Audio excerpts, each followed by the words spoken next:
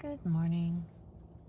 I'm going to continue now with Chapter 8, Death, Mortality and Vitality. Not all survivors who fear death appear anxious. Some engage in dangerous and at times life-threatening behavior in order to prove to themselves and demonstrate to others that they are above a fear of death. Actor James Dean adopted a fearless, cavalier attitude toward death. He continually mocked death, almost playing a game of tag with the Grim Reaper, daring the specter to come and get him. There's a lot of fish breaching out of the water. I don't know what they are because I can't catch them, but I hope you get to see them. All right, back to the book. Once, while posing for a photographic essay, Dean requested that the photographer take his picture while Dean lay in a coffin. This irreverent behavior was typical for the actor who personified the rebel, but it also addressed Dean's challenge to cruel death, which had robbed him of a much-loved mother. For others, the fear of death translates into a push for immortality. One may not be able to live forever, in fact, but his historical immortality offers some small measure of victory over the finality of death. If one can write a great book, build a monument, win a war, or accomplish something outstanding, then at least one's name and one's accomplishments will live on. As long as there was one reader left on earth to read his books, Sartre believed he would cheat inevitable death. His immortality was not his alone, but was linked to the survival of the race. One rarely thinks of Abraham Lincoln and Adolf Hitler as bedfellows, yet both men shared an overwhelming fear of death and a lifelong desire to be remembered forever in the annals of history and in the minds of men and women.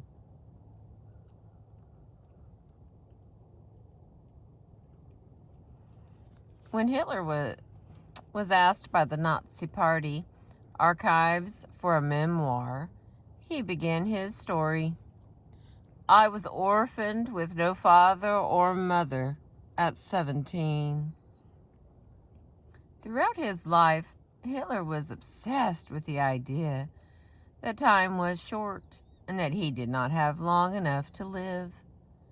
Every day, the man who came to control the lives of millions began his morning with a child's game. Hitler would race the clock to see how long it would take him to dress for his appointments. He was constantly trying to beat the record of the day before. Hitler took his game quite seriously, a man obsessed with trying to master time.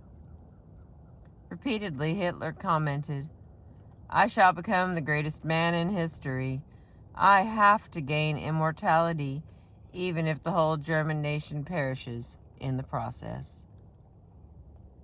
To the horror of the world, Adolf Hitler was successful in his quest for immortality. Abraham Lincoln began staring in the face of death when he was only 9 years old and his mother died. In the next several years, he experienced the deaths of two more beloved women, his older sister Sarah and his dear friend Anne Rutledge. Lincoln suffered from melancholy throughout his life and seemed unable to recover fully from the deaths of these three women. In his early 30s, Lincoln suffered a bout of depression so severe that his friends feared for his life. Several friends took turns staying with Lincoln, removing all razors, knives, and pistols from his reach.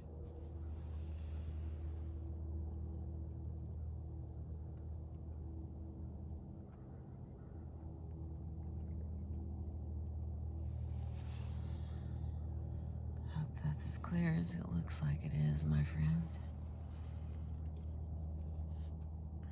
Lincoln's favorite poem, one he committed to memory, was entitled Mortality. In the poem, life was likened to a swift, fleeting meteor, a fast-flying cloud, a flash of lightning, and a break in the wave. Lincoln was all too aware of how quickly life passed and how fragile was the structure on which a child builds his world. Lincoln wrote to his friends not only of his preoccupation with death, but also of his desire for immortality. He wanted to live on in the minds of others, to survive by proxy.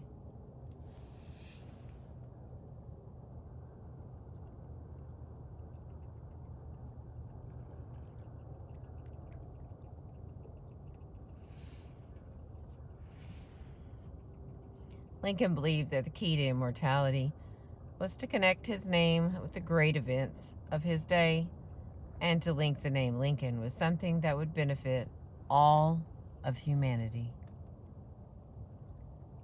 Like Hitler, Lincoln believed that by doing something great, he could cheat death. For Lincoln, memory was an in-between state, a perpetual limbo bridging life and death. By doing something truly outstanding, Lincoln believed he would live forever as a memory in the minds of men and women.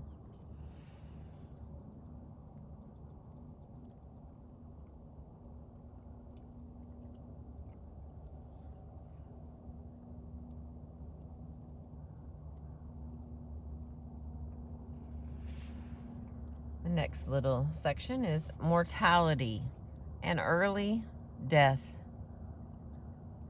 Early loss does not always lead to a fear of death and final endings.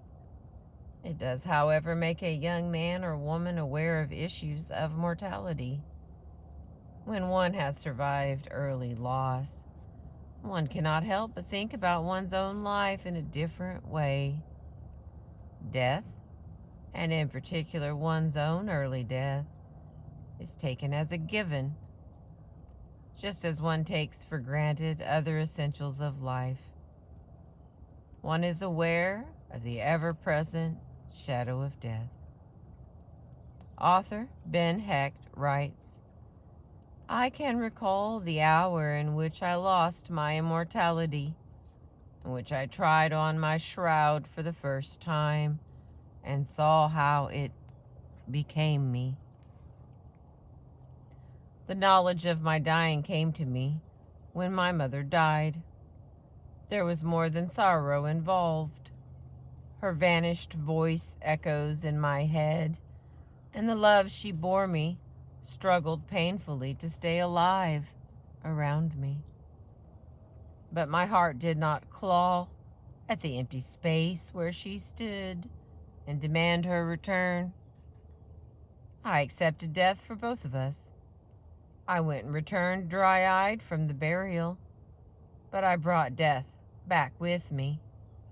I had been to the edge of the world and looked over its last foot of territory into nothingness." Although he was an adult when his mother died, Hecht's eloquent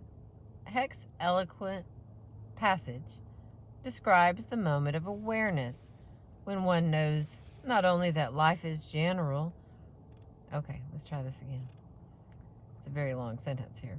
Although he was an adult when his mother died, Hecht's eloquent passage describes the moment of awareness when one knows not only that life in general is finite, but, more significantly, that one's own life will come to an end.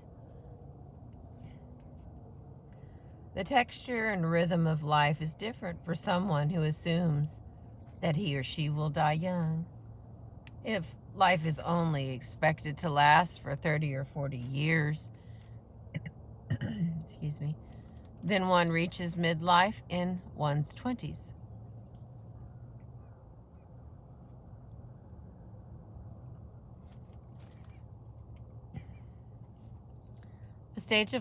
The stages of life are altered, and one carries what Robert Lifton has labeled in The Survivors of the Hiroshima Bombing as a legacy of lethal impairment. The individual lives with an internal time bomb, slowly ticking towards an early end. For some, the expectation of early death removes the need to plan. Why plan for a future one will not live to enjoy? One woman who was convinced that her early death would occur before she graduated from high school made no plans for a life past age 18. I excelled at school, but I did not have a lot of friends. I didn't date. It was weird. It's almost as if I was waiting to die. I made no plans to go to college until I absolutely had to. Although I thought, oh my God, I'm not dead yet. I'd better do something. Another woman is convinced that she remained in bad relationships for a long time because she did not think it was worth the effort to try to change her life. I'm not sure I understand. That was my watch going off. Sorry about that. My mother had died young. Her mother had died young. I was sure that I was doomed.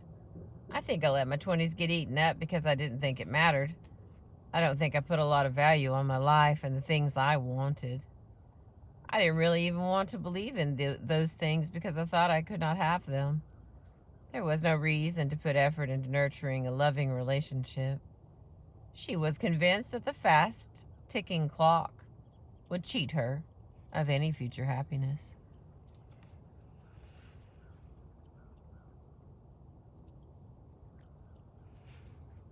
One man was convinced that his belief in an early death gave him permission to avoid any responsibility for his behavior as an adult. The consequences of his actions mattered little because he was certain he would not live either to reap the benefits or to shoulder the blame for his own actions. My failure to complete things reflected the lack of real concern for how things were going to turn out because I didn't think I was going to be there anyway. Baseball player Mickey Mantle, who was hospitalized for his addiction to alcohol, commented that he lived a dissipated life because he was fully convinced that he would die young and therefore would not have to contend with the consequences of his own irresponsible and self-destructive behavior. For still others, the belief in an early death is sufficient motivation in and of itself to live a full life. If death is going to come too soon, one has an obligation to do as much as possible, as quickly as possible. Lee, another man I interviewed, not only assumes that he will die the same way his father did, but he is actively planning for his own early death. His father died of a rare but lethal genetic disease, which strikes men in their extended family. I try to take advantage of everything. I take the trips I want to take now. I don't believe in waiting for the future. Lee's family comes from Central Africa, and he is determined to take his young daughter to the birthplace of his ancestors. Although his daughter is only a toddler, Lee plans to take the trip soon. he does not feel that he has the luxury of waiting several years.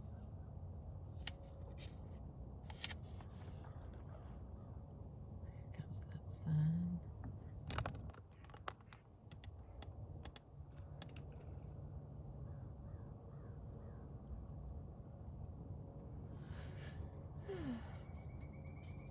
Lee has purchased a large life insurance policy that would handsomely take care of both his wife and his child.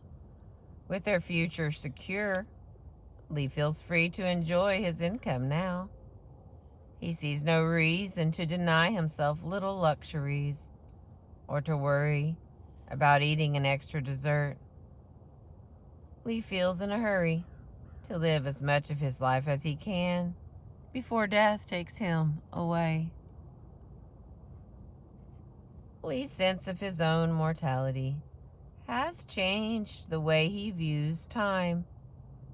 Lee never thinks about any commitment or responsibility beyond 3 years' duration. I assume I can commit for 3 years, nothing longer. I don't want anyone to be dependent on my survival because I can't promise that I will be around for very long. When he has successfully reached another 3-year marker, Lee plans once again for the next 3 years, never allowing himself to imagine a future that extends beyond 36 months at a time.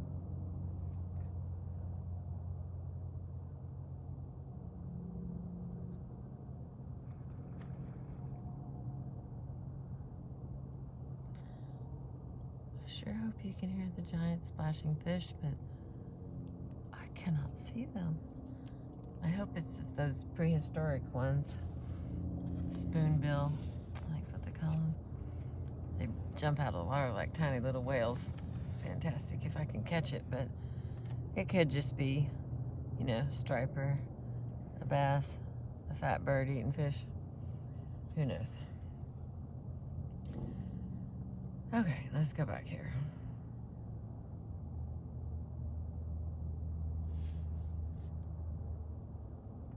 Oh, I think I read this. Lee has purchased a large life insurance policy that would handsomely take care of both his wife and his child.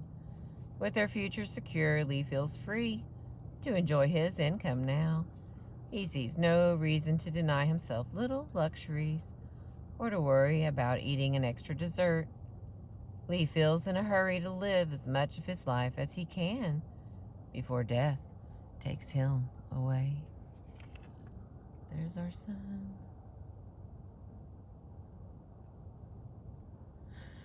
Good morning, Oklahoma. Lee's sense of his own mortality has changed the way he views time. He never thinks about any commitment or responsibility beyond 3 years' duration. I assume I can commit for 3 years, nothing longer. I don't want anyone to be dependent on my survival because I can't promise that I will be around for very long.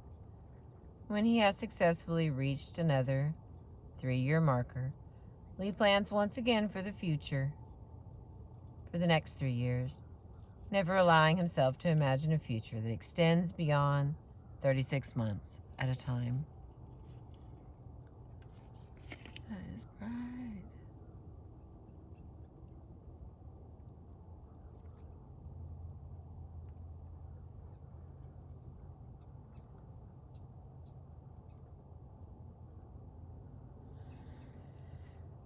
Sometimes issues about mortality only become conscious when one reaches the age at which a parent died. This recognition, known as comparative death timing, is often fraught with anxiety. The age at which a mother or father died serves as a milestone that many fear will mark the end of their own journey. Many people who have not yet reached that age actively fear its arrival. One man declared, excuse me, "I will just be so happy when I pass age 46. Others who have successfully passed that fateful age find themselves oddly confused about what to do next. What does it mean? In John Paul Sartre's words, to become a man older than one's father. One man, who had just passed the age of his mother's death, commented, "I feel as if my life is completed. I could die now. Perhaps I should be looking for a new life. I don't know what to do, and it's the first time in my life I have felt like that." He had unconsciously assumed that his life, like his mother's, would end at age 48. When age 48 came and went, and he found himself not only alive but active, and at the height of his career, he was puzzled. Fate had played a strange, albeit welcome, trick on him. He now had to plan for a future he had never anticipated. He also had to change his personal sense of identity, allow himself to think of being first a middle-aged and eventually an old man. Another man felt both exhilarated and confused to be older than his father.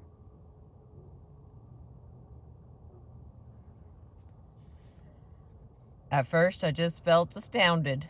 How could I be older than my own father? He seemed so much older than me.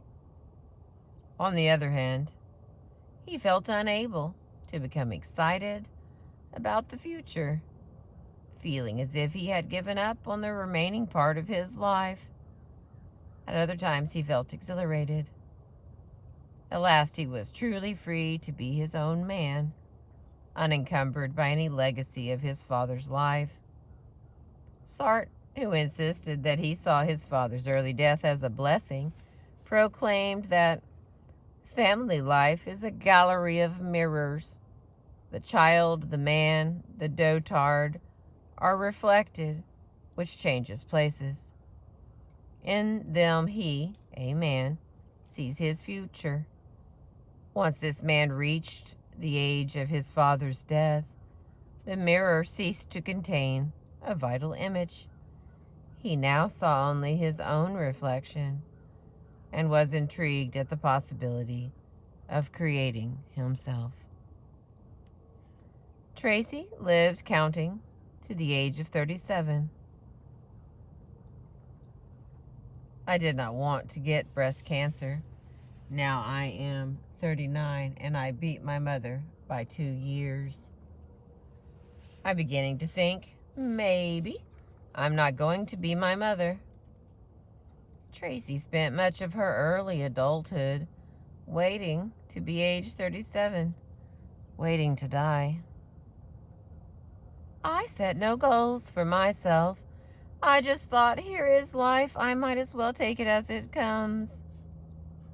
Although she is a brilliant and creative woman, Tracy allowed herself to fall into a comfortable but unchallenging career and to accept a safe but passionless marriage. Once she passed the milestone age of 37, Tracy began to think that perhaps she was going to have her own life. If I'm going to live, I might as well start taking some control over what happens to me. Tracy has entered counseling and has begun asserting her own needs and desires in her relationship. Although she has successfully mothered one child, she is excited about becoming pregnant again. Now that she feels alive herself, she feels better able to nurture new life, rather than feeling confused as she moves past the age of her mother's death. Tracy at last feels a sense of authority and ownership in her life. We're on page 201. The next little category will be attacks on vitality. We got about 100 pages left, I think. We're reading chapter 8, Death, Mortality and Vitality, from the book The Loss That Is Forever by Maxine Harris PhD. I appreciate you being with me this morning. Thank you for catching the sunrise. The fog was beautiful. Thank you again. I appreciate you.